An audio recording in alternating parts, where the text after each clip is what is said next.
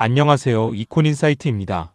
오늘은 앞선 영상에서 말했듯이 삼천당제약의 주주총회에 나온 Q&A의 내용을 알려드리겠습니다. Q&A 일부 대표님, 왜 주식을 파세요? 오늘 주주총회 질의응답의 첫 포문은 바로 이거였습니다. 대표이사가 주식을 판다고요. 최근 공시에서 대표가 4월 23일부터 주식을 매도하겠다고 밝히자 주주들 사이에서 왜 굳이 지금 파는 거야? 라는 의문이 퍼졌죠. 첫 번째 질문자가 손을 들었습니다. 질문. 대표님께 직접 여쭤보고 싶습니다. 오늘 주주총회를 잘 진행해 주셨고 삼천당제약의 원대한 미래에 대해 주주 여러분께 많은 확신을 심어주신 점에 대해 우선 감사드립니다. 최근 공시에서 증여세 완납을 위해 4월 23일부터 주식을 매도하겠다고 하셨는데요. 저희가 알기로는 국세청의 연부연납이라는 제도가 있어서 최대 6년에 걸쳐 나눠낼 수 있는 것으로 알고 있습니다. 연부연납 신청은 하셨나요? 그리고 앞으로 확실한 프로젝트들이 잘 풀리면 주가가 계속 오를 가능성이 큰데 굳이 지금 한꺼번에 2,500억 원 상당을 매도하시는 이유가 무엇인지 궁금합니다. 한 가지 더 여쭤볼게요. 그 2,500억 원에서 증여세와 주식 양도세를 내고 나면 잠재적으로 남는 금액이 생길 수도 있는데 혹시 그 금액을 특별히 어디에 사용할 목적이 있으신지도 함께 여쭤보고 싶습니다. 답변. 많은 분들이 걱정하신다는 거 잘 알고 있습니다. 다만 먼저 이해해 주셨으면 하는 게 있어요. 우리나라 증여세는 솔직히 다른 나라에 비해 세율이 꽤 높은 편입니다. 그러니까 내야 하는 세금 규모 자체가 개인 입장에서는 어마어마합니다. 이건 어디까지나 대표 개인의 세금 문제예요. 회사 사업과는 완전히 별개입니다. 연부연납 제도가 있다는 건 맞아요. 그런데 연부연납을 선택해도 이자가 붙고 중간중간 계속 납부해야 하는 구조라 장기적으로 무한정 미룰 수 있는 것도 아닙니다. 세금 원금의 이자까지 합치면 총 2,500억 원, 어쩌면 그 이상도 될 수 있어요. 부득이하게 예정 공시를 낼 수밖에 없었던 것도 세금 납부 일정과 연관이 있습니다. 또 거듭 말씀드리지만 이 문제는 회사의 사업적 부분과는 별개라는 점을 다시 한번 강조드립니다. 이 답변 이후 IR 담당 양병렬 이사가 직접 마이크를 잡았습니다. 안녕하십니까? 삼천당제약 IR 담당 양병렬입니다. 이렇게 인사드리게 되어 반갑습니다. 주주총회에 참석해 주셔서 감사드리고 궁금하신 사항이 있으시면 제가 답변 드릴 수 있는 한도 내에서 성심성의껏 답변 드리겠습니다. 질문. SPASS 기술 확장성 앤드 WHO 가이드라인. 아까 대표님께서 3세대 기술 기반으로 독감 백신이 WHO 가이드라인까지 통과했다고 하셨는데 조금 더 자세하게 설명해 주실 수 있나요? 답변. 일부 언론에서는 SPASS는 분자량이 큰 물질은 도저히 불가능하다고 부정적으로 보는 시각도 있습니다. 그런데 저희가 확인한 사실은 다릅니다. 저희가 확인한 SPASS의 세대별 범위는 이렇습니다. 1세대 세마글루타이드 같은 작은 분자 소분자, 2세대 단일항체 항암제 수준, 약 150kDa 상당히 큰 물질, 3세대 독감 백신 수준, 약 1000kDa 매우 거대한 물질. 이 독감 백신 수준의 거대한 물질까지도 저희가 위장관에서 흡수 평가를 할 수 있다는 점을 확인했습니다. 또한 WHO 세계보건기구 가이드라인에는 독감 백신이 갖춰야 하는 개발 방향성이 있는데 저희가 그 방향에 맞춰 테스트를 진행했더니 기준에 부합했습니다. 결론적으로 분자량이 크면 불가능하다는 말은 저희한테는 해당되지 않습니다. 질문. 무상증자 앤드 주주가치 제고. 지금 삼천당제약 주가가 100만 원을 넘었습니다. 이제는 주주들을 위해 무상증자 등 주주가치 제고 방안을 마련할 시기가 아닐까요? 답변. 대표님께서 인사 말씀 중에 주주가치 제고를 충분히 언급하셨죠. 저희도 현재 모든 옵션을 열어놓고 적극 검토하고 있습니다. 아직 확정된 건 없지만요. 무상증자도 하나의 방안이고 그 외에도 다양한 방안들을 함께 검토하고 있습니다. 유통 주식 수가 적다는 점도 포함해서 다각적이고 적극적으로 보고 있어요. 관련 규정상 확정 전에 먼저 알려드리기는 어렵습니다만 그렇게 오래 걸리지는 않을 것 같습니다. 조금만 더 기다려주시면 소식 드리겠습니다. Q&A 2부 수치 왜 안 보여줘요? 그리고 R&D는 왜 적겠어요? 이어진 질의응답 세트입니다. 주주들이 가장 답답해하는 두 가지, 왜 수치를 공개 안 하냐와 왜 R&D 비중이 낮아 보이냐가 한꺼번에 나왔습니다. 질문. 두 가지 여쭤보겠습니다. 첫 번째, SPASS 기술이 실제로 검증된 수치, 예를 들어 생체 이용률 같은 구체적인 수치를 주주들에게도 공개해 주셨으면 합니다. 파트너사들에게는 다 보여주신다고 하셨잖아요. 회사가 말씀하시는 내용이 실제로 구현된다는 걸 주주들에게도 보여주세요. 두 번째, R&D 매출 비중이 낮아 보이는데 회사가 엄청나게 성장한다고 해도 이 기술을 가진 인력들이 빠져나가면 어떡하죠? 연구개발 인력에게 보상을 늘려서 인력 유출을 막고 우수 인재를 확보하는 전략이 있나요? 답변. 먼저 기술 수치 공개에 대해 말씀드릴게요. 작년 7월에 경구용 세마글루타이드 vs 제네릭의 생물학적 동등성 시험 결과가 나왔다고 발표됐죠. 많은 분들이 기대하셨다가 실망하셨던 것 같은데 사실 그때 나온 그래프 한 장이 모든 것을 보여주는 자료입니다. 그런데 흡수율을 정확히 공개할 수 없는 이유가 있어요. 공개하는 순간 그러면 어떤 물질을 쓰는 거야? 라는 질문으로 바로 이어지거든요. 조금 풀어서 설명드리면 오리지널 리벨서스에는 SNAC라는 흡수 도우미 물질이 들어갑니다. 그런데 저희는 SNAC보다 훨씬 더 적은 양의 물질을 사용해요. 그럼에도 흡수율이 좋기 때문에 가능한 구조입니다. 그리고 왜 데일리와 위클리를 동시에 개발하냐고요? 즉, 두 제품이 서로 다른 역할을 하는 겁니다. 다음으로 R&D 비중에 대해서요. 사실 작년과 재작년이 R&D 비중이 거의 최고치였어요.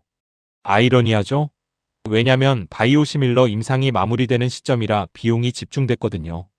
지금은 경구용 인슐린과 경구용 세마글루타이드에 집중하고 있고 나머지 파이프라인은 임상 직전 단계라 상대적으로 비용이 적게 들어갑니다. 올해 하반기부터는 다시 R&D 비율이 올라갈 겁니다. 그리고 우수 인력 유출 방지를 위한 내부 지원책은 이미 시행 중이니 크게 걱정하지 않으셔도 됩니다. 질문 최대 주주 지위 그리고 경영권. 공시에서 대표님이 주식 매각 이후에도 최대 주주로서의 지위와 경영권이 확고하다고 하셨는데 그렇게 확실하게 말씀하실 수 있는 근거가 뭔가요? 답변. 저도 미처 생각하지 못했는데 공시가 나간 뒤에 몇 분께서 전화를 주셔서 물어보셨어요. 사실 회사에서 쓰는 최대 주주라는 말은 보통 기관과 개인 모두 포함해서 가장 많은 주식을 보유한 주체를 말합니다. 그런데 공시에 쓰인 표현은 조금 달라요. 개인 중에서 가장 많은 주식을 계속 보유하게 된다는 의미입니다. 이 점을 이해해 주시면 됩니다. 그리고 조금 전에 대표님도 말씀하셨지만 저 역시 개인적으로 그렇게 생각합니다. 경구용 인슐린 얘기도 한마디 드리겠습니다. 건강하신 분들은 인슐린이 얼마나 중요한지 체감하기 어려우실 수 있어요. 하지만 실제로 당뇨를 앓고 계신 분들께는 정말 절실한 프로젝트입니다. 임상 승인을 받고 1상, 2상, 3상을 거쳐 결과가 나오면 저희가 또 하나의 세계 최초 사례를 만들 수 있다고 확신합니다. 저희 프로젝트는 계속 진행 중이고 높은 수준의 외부 모니터링도 있었지만 저희가 하겠다고 말한 것들은 결국 다 해냈습니다. 그 점 의심하지 마시고 지금처럼 조금만 더 믿고 지켜봐 주시면 감사하겠습니다. 질문. 미국 세마글루타이드 계약 구조 9대1 조건. 시장에서 파트너사와 9대1 조건이 거론되고 있습니다. 이게 세마글루타이드만을 위한 단발성 계약인가요? 아니면 향후 인슐린이나 후속 파이프라인까지 포함한 성계약 형태인가요? 아니면 완전히 별개 계약 구조인가요? 팀시트 등에서 이미 협의된 사항인지도 궁금합니다. 답변. 본격적으로 계약이 체결되면 파트너사가 어떤 조건으로 어떤 자세로 협상하느냐에 따라 달라질 수 있는 문제입니다. 다만 한 가지는 분명히 말씀드릴 수 있어요. 저희가 후속 제품에 대해 불리한 조건으로 계약을 맺을 생각은 없습니다. 파트너사도 경구용 세마글루타이드가 가진 파워를 누구보다 높이 평가하고 있어요. 그렇게 높이 평가하기 때문에 그 조건에도 응하는 겁니다. 대표님도 말씀하셨지만 미국 시장의 가격 구조를 고려하면 로열티 10%라도 영업이익 기준으로는 두 자릿수 수익률이 나오는 구조입니다. 파트너 기업 입장에서는 자기들이 위험을 거의 안 지면서도 수익이 매우 크게 나오는 계약 구조인 거죠. 주주총회에서 말하였지만 10%라 이야기했지만 실제로는 3,000당 제약은 30일 주주총회가 끝난 뒤 공개하지 않기로 한 업체와 경구용 세마글루타이드 관련 미국 독점 계약을 체결했다고 공시했습니다. 상업화까지 1억 달러의 마일스톤을 받으며 상업화 이후엔 파트너사가 판매하는 순이익의 90%를 수령하는 조건으로 계약을 체결했다고 공시하였습니다. 3,000당 제약 90% 파트너사 10%로 계약 체결 완료. Q&A 3부원가 경쟁력. 티르제파타이드, 키트루다, 특허 전략, 질문원가 경쟁력 그리고 티르제파타이드. 두 가지 여쭤볼게요. 첫 번째, 경구용 세마글루타이드 원가를 낮출 수 있다고 하셨는데 경쟁사도 쉽게 따라올 수 있는 거 아닌가요? 이 경쟁력이 얼마나 지속 가능한지 궁금합니다. 두 번째, 경구용 티르제파타이드 진행 현황은 어떻게 됩니까? 답변. 원가는 기업의 경쟁력과 직결되는 부분이라 정확한 수치를 말씀드리기가 어렵습니다. 다만 예전 보도자료에서 언급한 것처럼 원가율은 현재 리벨서스 가격 대비 거의 10% 미만입니다. 그리고 그 10%라는 숫자도 사실 최대한 보수적으로 말씀드린 거고 실제로는 그보다 더 낮다고 보시면 됩니다. 티르제파타이드는 현재도 계속 개발 중입니다. 4월에 해외 NDR을 실시한다고 공지드렸는데 거기서 어느 정도 윤곽이 잡힐 것 같습니다. 지금은 공식화 관련 사항이라 구체적으로 말씀드리기가 어렵고 양해 부탁드립니다. 한 가지만 드리고 싶은 말씀은 저희는 하겠다고 하면 결국 하는 회사입니다. 그 점은 너무 걱정 안 하셔도 됩니다. 질문 키트루다 SC 경구형 그리고 자사주 매입. 두 가지 여쭤봅니다. 첫 번째, 대표님이 3월 미국에서 키트루다 관련 파트너십을 협의 중이라고 하셨는데 SC 피아주사 형태뿐 아니라 경구형도 함께 협의 중인가요? 현재 확보한 키트루다 관련 데이터가 전임상 단계인지 자체 파일럿 수준인지도 궁금하고 대략적인 타임라인도 알고 싶습니다. 두 번째, 코스닥 시가총액 1위 회사에 대한 의구심 어린 이야기가 계속 나오고 있는데 주주 친화적 차원에서 경영진이나 임원들이 자사주 매입을 고려할 수 있나요? 답변. 키트루다는 SC 형태든 경구형이든 기술적 검토는 모두 끝났다고 보셔도 됩니다. 구체적인 타임라인은 조만간 해외 NDR에서부터 발표를 시작하면서 윤곽이 잡힐 것 같습니다. 회사에 대한 의구심에 대해서는 저도 삼천당 제약에서 10년째 일하면서 정말 많은 의구심을 들어왔습니다. 주가는 저희 회사가 인위적으로 움직일 수 있는 것이 아닙니다. 아무리 좋은 회사라도 국제적으로 외부 충격이 발생하면 하락을 감수해야 할 때가 있어요. 임원들의 자사주 매입에 대해서는 솔직히 저도 사고 싶은 마음은 있습니다. 하지만 제 처지를 말씀드리면 지금 주가가 오르내리는 게 저한테는 한 달 월급 수준과 연결되는 문제이기도 해서 결국 개인의 선택에 달린 사안입니다. 질문 SPASS 4세대 그리고 특허 전략. 몇 가지 여쭤봅니다. SPASS가 1세대에서 3세대까지 있다고 알고 있는데 4세대도 개발 중인가요? 그리고 특허 전략도 궁금한데요. 제품 시판 일정에 맞춰 특허 등록이 진행되는 건가요? 시판 시점은 세마글루타이드 기준인가요? 인슐린 기준인가요? 답변. 기술은 계속 진화합니다. 아이폰도 그렇고 네이버, 다음, 구글 같은 인터넷 서비스도 항상 진화하잖아요. 의약품도 마찬가지예요. 저희가 가장 큰 단백질 의약품까지 경구화가 가능하다고 해서 거기서 멈추지는 않을 겁니다. 특허 전략에 대해서는 코카콜라 얘기를 해드리고 싶어요. 코카콜라에는 특허가 없습니다. 영업비밀로 내부에서만 관리하기 때문에 100년이 지난 지금도 아무도 똑같은 맛을 만들지 못하고 있죠. 의약품은 조금 달라요. 품목허가 신청이 들어가는 순간 성분이 모두 공개됩니다. 이 상황에서 특허를 먼저 등록해버리면 모든 제약회사와 신생바이오 벤처들이 그 특허의 약점을 파고들려 합니다. 그래서 저희는 특허 등록 시점을 가급적 늦추는 전략을 쓰고 있어요. 그리고 글로벌 파트너사와 계약할 때는 실사를 거치는데 그 과정에서 두 가지를 확인합니다. 1. 제품이 실제로 개발 완료됐는가? 2. 이 기술이 법적 기술적으로 보호될 수 있는가? 이 두 가지가 모두 통과됐기 때문에 계약이 체결된 겁니다. Q&A 사부 며칠 내 소식은 공시 위반, 그리고 ESG D등급 논란. 질문. 세 가지 여쭤봅니다. 첫 번째, 지난주 주주 서한에서 대표님이 며칠 내에 중대한 소식이 있을 것이라고 하셨는데 오늘 말씀하신 내용이 그 안에 포함되는 건가요? 공시 의무를 위반하지 않는 선에서 한 단계 더 구체적인 정보를 주시면 합니다. 두 번째, 삼천당 제약이 한국 ESG 기준에서 3년 연속 최하위 등급인 D등급을 받았다는 언론 보도가 있었습니다. 당장 한두 달 내에 바꾸라는 게 아니라 장기적 플랜 차원에서 어떤 생각인지 알고 싶습니다. 세 번째, 주주 서한에 며칠 내 중대한 소식이라는 표현이 공시사항에 해당하는 것 아니냐는 민원이 금융감독원에 정식 접수된 상태인데 이에 대해 답변 부탁드립니다. 답변. 저는 이것을 성장통이라고 생각합니다. 3개월 사이에 시가총액이 급격히 늘어나다 보니 주변에서 시기하는 분들도 계실 거고, 과거 저희 때문에 손해를 보고 나가신 분들도 계실 거고, 반대로 지금 상황에 행복하신 분들도 계실 거예요. 기업 성장 과정에서는 이런 일들이 함께 생기는 법입니다. 이건 어디까지나 제 개인적인 의견입니다만, 언론 보도를 보면 어떤 기업 대표가 며칠 내에 계약이 있을 것이라고 공개적으로 발언한 사례도 기사화된 적이 있어요. 그것도 어떻게 보면 공시 규정 위반으로 해석될 여지가 있다고 저는 생각합니다. 반대로 주주 여러분도 경험하셨겠지만 주가가 하락하면 소식이 왜 없어요? 언제 나와요? 하고 전화가 옵니다. 그러면 저희는 공시 규정상 알려드릴 수 없다고 말할 수밖에 없어요. 반대로 주가가 오르면 이제는 경계해야 하나? 수익 보고 나가야 하나? 하고 판단하시게 됩니다. 이것도 하나의 성장통이에요. 과거에도 글로벌로 갈 수 있다는 이야기를 20년 전부터 하다가 결국 국내 1위 수준의 기업이 된 사례가 있지 않습니까? 초창기에는 저러다 말겠지라는 시선도 있었지만 지금은 시가총액이 어마어마해졌죠. 저는 지금의 삼천당제약도 그렇다고 생각합니다. 며칠 내 체결이라는 표현이 주주님들을 비하하려는 의도는 절대 아닙니다. 다만 눈높이가 올라가신 부분은 있을 수 있어요. 세마글루타이드 미국 계약이 나온다면 그건 저희 회사 체질이 바뀌는 일입니다. 아일리아 바이오시밀러 사례를 보시면 아실 거예요. 유럽 5개 계약 공시 9개는 어디 있냐? 유럽 9개 계약 공시 미국은 왜 안 나오냐?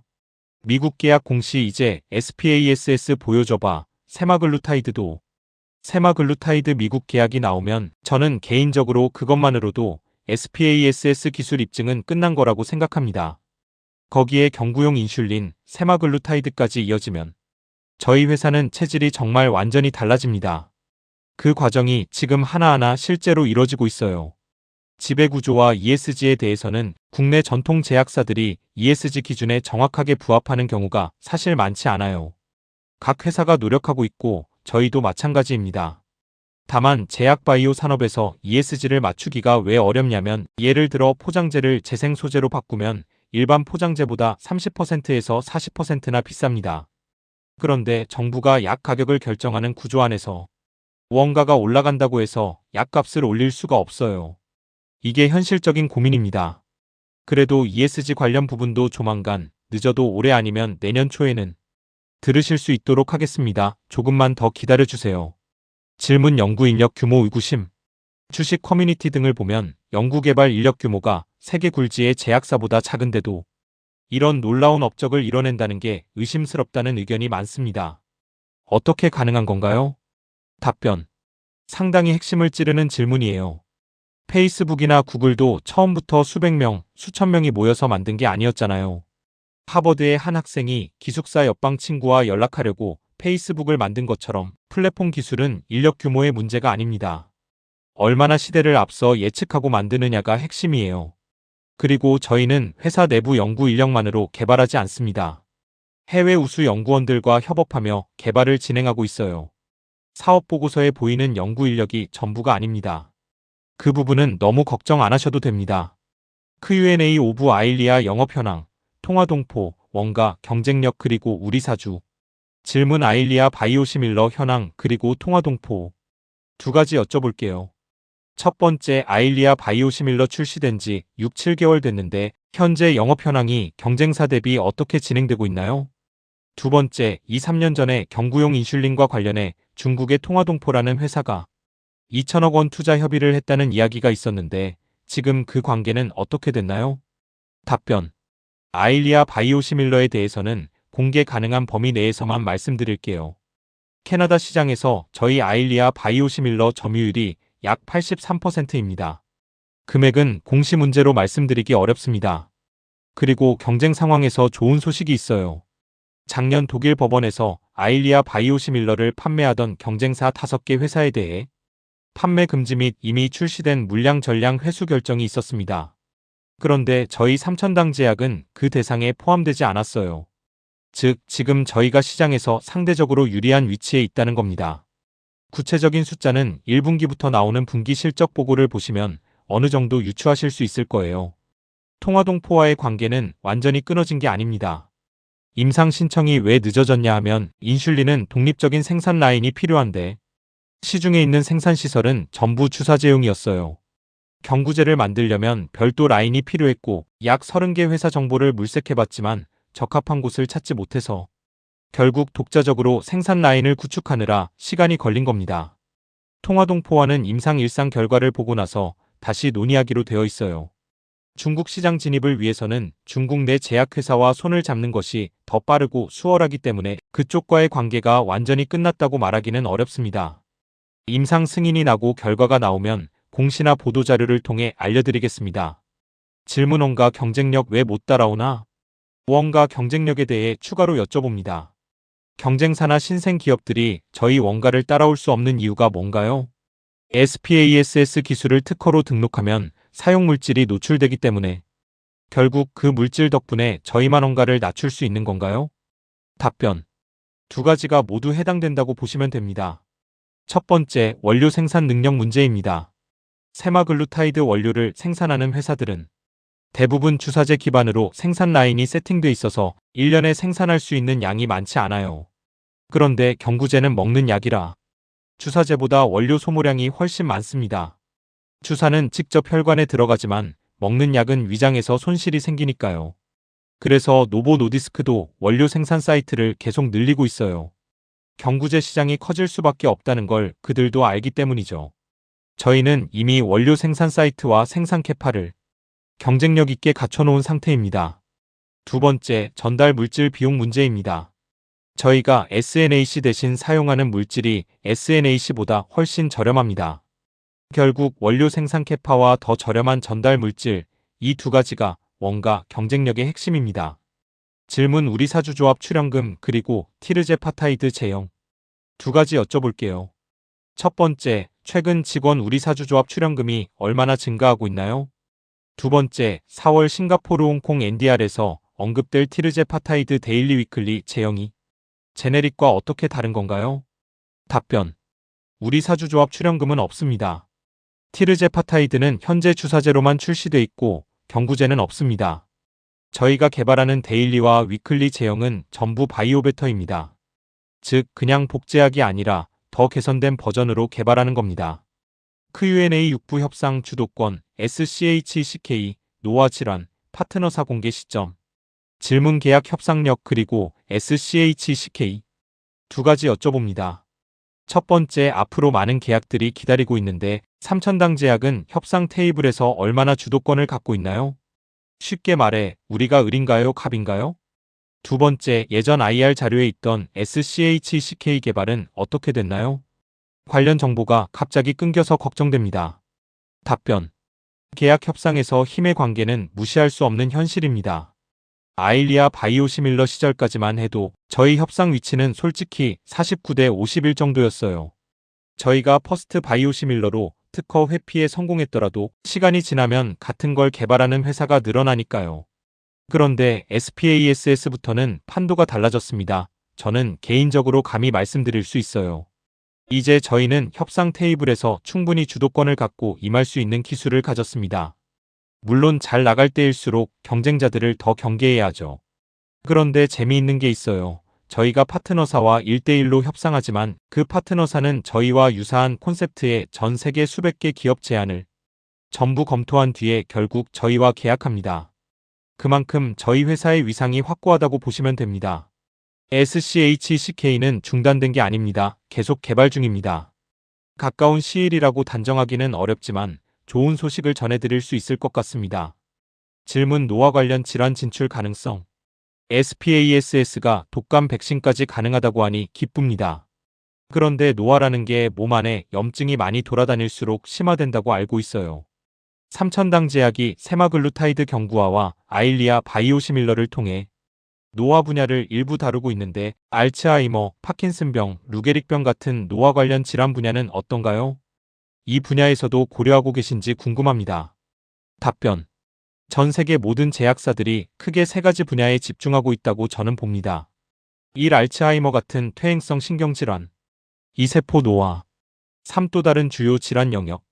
그렇다고 저희가 그 부분을 전혀 안 보는 건 아닙니다. 알츠하이머 치료가 어려운 이유 중 하나가 바로 혈액내 장벽이에요. 약을 먹어도 뇌까지 전달이 안 되거든요. 그런데 저희는 SPASS 기술이 있습니다. 그래서 이 분야를 완전히 손 놓고 있지는 않아요. 다만 지금은 회사 내 우선순위 파이프라인들이 먼저입니다. 그 부분을 먼저 양해해 주시면 좋겠습니다. 전혀 검토 안 하는 건 아니니 걱정 안 하셔도 됩니다.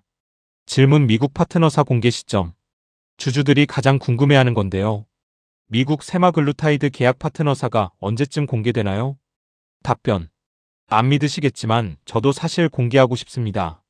다만 지금은 공개하기 어렵다는 점을 양해 부탁드립니다. 저도 답답한 마음이 있지만 그 부분은 지금 제 선에서 말씀드릴 수 없는 단계입니다. 질문 시가총액, 바비스모티르제 파타이드 단계, 그리고 해외 연구원 비용. 세 가지 여쭤봅니다. 첫 번째, 양 이사님이 보시기에 현재 시가총액을 어떻게 보고 계신가요? 적정 시가총액은 어느 정도라고 생각하세요? 두 번째, 키트루다는 기술 검토가 완료됐다고 하셨는데 바비스모와 티르제파타이드는 어느 단계에 와 있나요? 세 번째, 해외 연구원 협력 비용은 R&D 비용으로 처리되나요? 아니면 다른 비용으로 잡히나요? 답변. 시가총액에 대해서는 이 자리에서 말씀드리기가 정말 조심스럽습니다. 다만 보수적으로 말씀드리더라도 지금 상황만 놓고 보면 아직 시작 단계가 아닌가 생각합니다. 바비스모와 티르제파타이드 관련 일정과 현황은 조만간 해외 NDR에서 확인하실 수 있을 것 같습니다.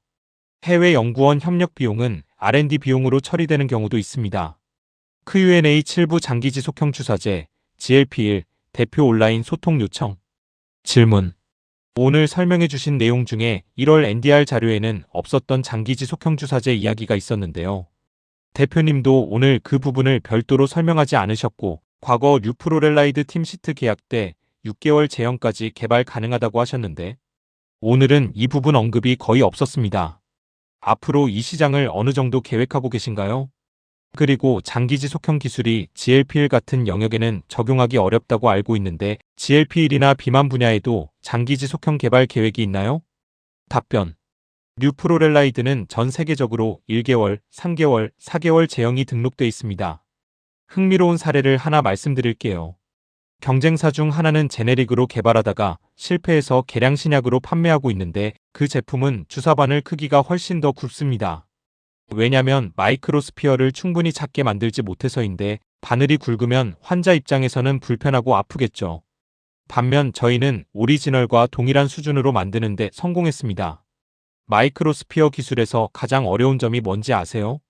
실험실에서는 꽤 쉽게 됩니다. 되겠다.